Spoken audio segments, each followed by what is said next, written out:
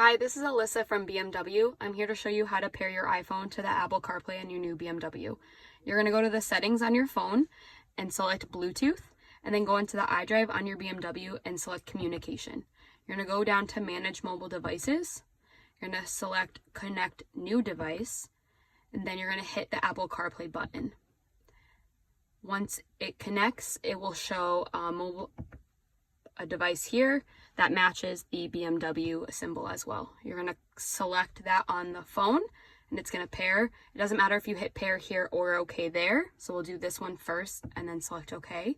You're going to hit allow so it pulls everything from your phone to the BMW.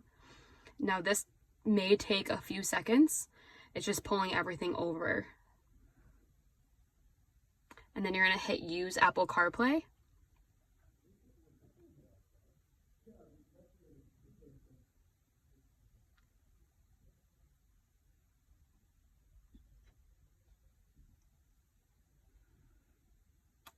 And then once it's connected, your BMW screen will look very similar to the home screen, and your popular apps will be here on the side and you can select through there. This is what the Apple CarPlay will look like once it's fully connected.